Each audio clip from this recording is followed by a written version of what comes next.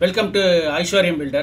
இன்னைக்கு வீடியோவில் நான் வடக்கு பார்த்த ஒரு வீட்டு பிளானை பற்றி பேசலான்னு இருக்கேன். அது வந்து வில்லேஜ் இருக்கிறவங்க வீடு கட்டிக்கலாம், அல்லது கிரவுண்ட் ஃப்ளோரில் மட்டும் வீடு கட்டணும்னு நினைக்கிறவங்க கட்டிக்கலாம். அந்த மாதிரி ஒரு வீட்டு பிளான் அது. அதுக்கு முன்னாடி ஒரு சின்ன அறிவிப்பு கொடுக்கலான்னு இருக்கேன். அதே நேரத்தில் உங்கள்கிட்ட ஒரு அட்வைஸாகவும் கேட்கலாம்னு ஒரு விருப்பம்.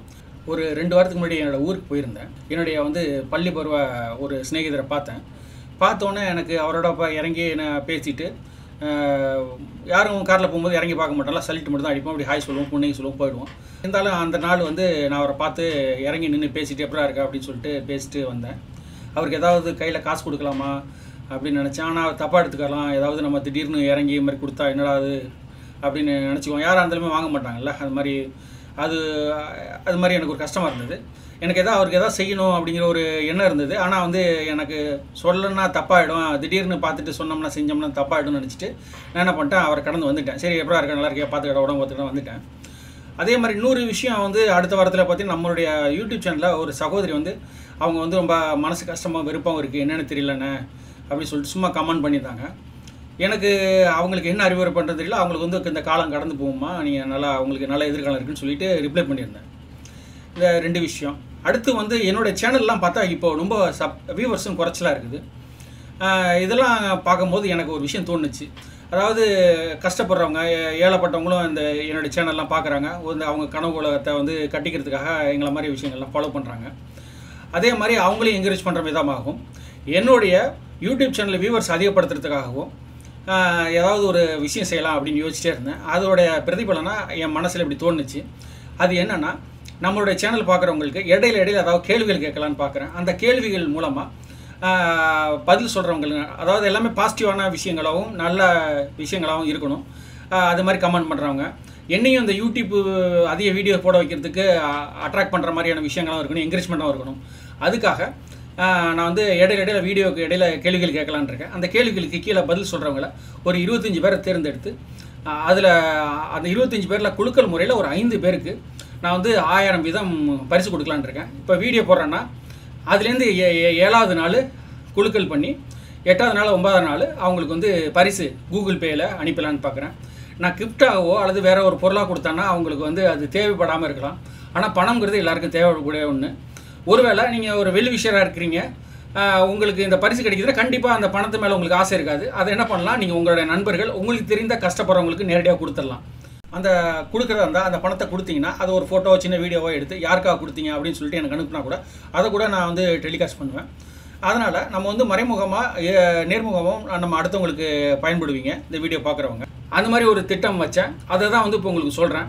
இது எப்படி இருக்குது, இது பிரயோஜனமாக இருக்குமா, இல்லை இது என்னை ஒரு தப்பான கண்ணோட்டத்தை சமுதாயத்துக்கு மாற்றிடுமா அப்படிங்கிறத நீங்கள் சொல்லுங்கள். ஒருவேளை எல்லாருக்கும் பயனுள்ளதாக இருக்கும், இது ஒரு பாசிட்டிவாகவும் இருக்கும் அப்படின்னு நினச்சிங்கன்னா நீங்கள் கீழே உள்ள கமெண்ட்ஸ் பண்ணுங்கள். நான் வரும் வாரங்களில் இன்னும் அதை எப்படி ஸ்க்ரூட்டனி பண்ணலான்னு சொல்லி தேர்ந்தெடுத்து கரெக்டாக பண்ணி அதை ஸ்டார்ட் பண்ணுறேன். இது ஒரு விஷயம். அடுத்து இப்போது நம்ம பண்ண போகிற அந்த வீட்டு பிளான் வடக்கு பார்த்த வீட்டு பிளான். அந்த வீட்டு பிளானை பற்றி பார்க்கலாம். வீடியோக்களை போகலாம் வாங்க.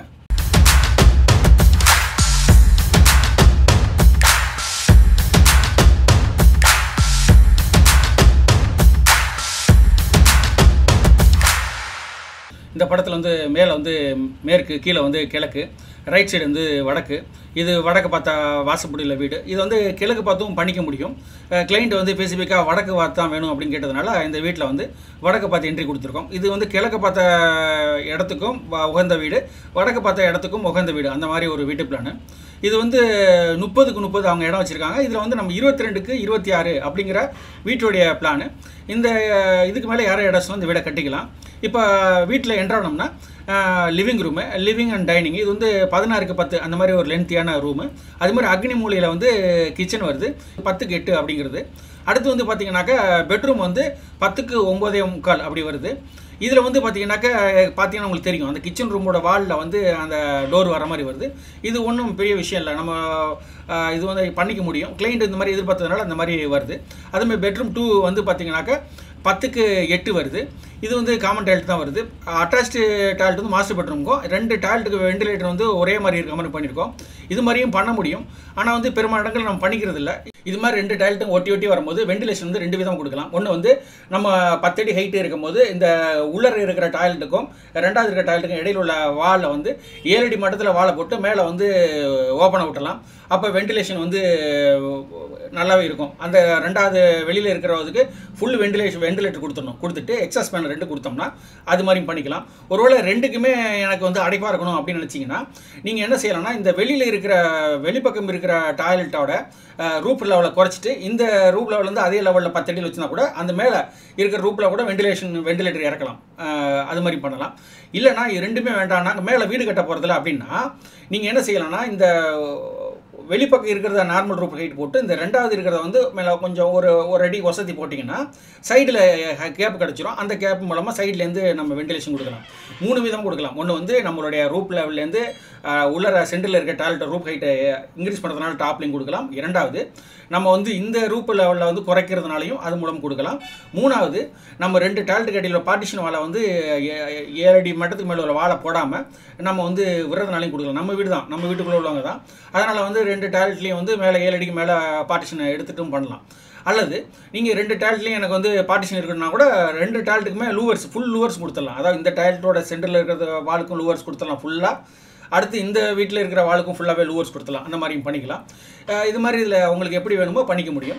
நீங்கள் இது வந்து ஒரு 2வது ஆப்ஷன் தான். நம்ம அந்தளவுக்கு போகக்கூடாது. நம்ம வீட்டில் பிளான் பண்ணும்போது 2 வீட்டுக்கு தனித்தனியே வெண்டிலேட்டர் வெளிச்சம் இருக்கிற மாதிரி அமைப்பு பண்ணிக்கணும். முடியாத பட்சத்தில் இருக்கிறவங்களுக்காக இந்த யோசனை சொல்லியிருக்கேன். இப்போ வந்து இது முடிச்சுக்கலாம்.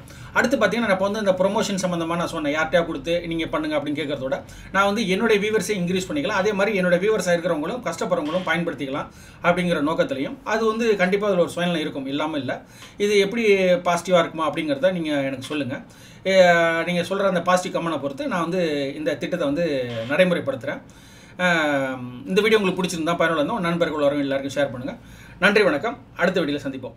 ஐஸ்வர்யம் மார்க்கெட்டிங்கிற மற்றொரு சேனலையும் சப்ஸ்கிரைப் பண்ணிக்கோங்க. இதன் மூலமாக 3D இன்டீரியர்ஸ் வாக் த்ரூ இதெல்லாம் பற்றி நீங்கள் பார்க்கலாம். இன்டீரியர் சம்பந்தமான ஆர்கிடெக்சர் சம்பந்தமான விஷயங்கள்லாம் தெரிஞ்சுக்கலாம். ஃபேஸ்புக்லேயும் ஐஸ்வர்யம் பில்டரை தொடருங்க. இதன் மூலமாக எங்களுடைய டெய்லி ஆக்டிவிட்டீஸ் ப்ராஜெக்ட் பற்றிலாம் நீங்கள் தெரிஞ்சுக்கலாம். மேலும் எங்களுடைய வெப்சைட் வந்து aishwaryam.builder.in சொல்லிட்டு இருக்குது. அதை நீங்கள் டைப் பண்ணி பார்த்தீங்கன்னா மேலும் எங்களுடைய கம்பெனி என்னுடைய ப்ராஜெக்ட்ஸ் என்ன பண்ணியிருக்கோம் எல்லாத்தையும் தெளிவாக நீங்கள் தெரிஞ்சுக்கலாம். மேலும் உங்களுக்கு ஏதாவது ப்ராஜெக்ட் பண்ணணும்னு விருப்பப்பட்டீங்கன்னாக்கா நீங்கள் இந்த என்கொயரி ஃபார்மில் ஃபில்அப் பண்ணி நீங்கள் எனக்கு அனுப்புங்க. நான் பார்த்துட்டு உங்களுக்கு கால் பண்ணுறேன். என்கொயரி எதாவது பண்ணணும்னு நினச்சிங்கனாக்கா நீங்கள் வாட்ஸ்அப் பண்ணுங்கள். இல்லது எனக்கு வந்து மெயிலில் என்கொயரி ஃபார்மில் வந்து ஃபில் பண்ணி அனுப்புங்க. நான் பார்த்துட்டு உங்களுக்கு நான் ரிப்ளை பண்ணுறேன்.